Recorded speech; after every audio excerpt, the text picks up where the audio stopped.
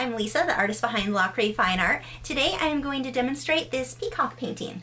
For this painting, I wanted to get a very three-dimensional look between the peacock's head and his tail feathers. So to do this, I used my airbrush for the entire tail. I used Createx airbrush paint, which is both, some of the colors are more transparent and some are fairly opaque, but I don't keep the airbrush very close to the canvas. And this gives me that blurry, out of focus look. It is so much easier to achieve that look with airbrushing than it is with painting traditionally. I've done this on a lot of my past paintings. I did this on my great horned owl recently and in December on the carousel horse. The further away that you hold the airbrush from the canvas, the blurrier or more out of focus that it ends up looking, which makes it look farther away. For the peacock's head and neck, I just painted traditionally using Liquitex Basics paint. And when I mix my airbrushing and my traditional brushwork with acrylic, I really prefer using both these brands, the Createx and the Liquitex Basics. The Createx has a flatter look than some of the other airbrushing brands I've used. Camart's a great paint and it doesn't clog my airbrush like Createx does, but it has such a high gloss that I just don't like the finished look as much as I do with the Createx.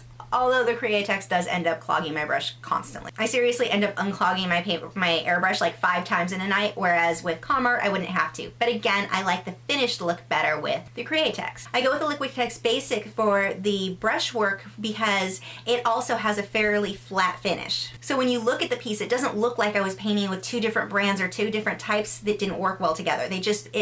They work really nicely. And the other thing that I really like is the Liquitex Basics, being that they are so flat, I can go back and airbrush on top of those again and it sticks really nicely. If you use the heavier bodied paints that have a real high gloss to them, the airbrush doesn't stick as nicely as it does to the flatter Liquitex Basics paint. So for mixing the two like this, I just like how they work together. I painted this on a Fredrix Creative Edge canvas. This is a medium textured cotton duck canvas, and it has a little bit more tooth than I like for airbrushing, so I just take a nice gesso, put gesso over the whole thing, and then sand it down so that it's really, really smooth, and then the airbrushing goes on really, really smooth. You don't end up with that real textured, grainy look that you would if I had left the canvas with more tooth.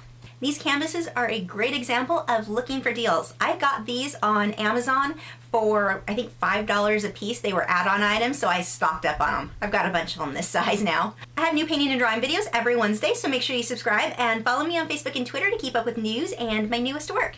I also have Instagram and a few other social media sites that are linked below in the video description. I will see you guys next week, where I will be doing a tutorial on this flamingo in colored pencils.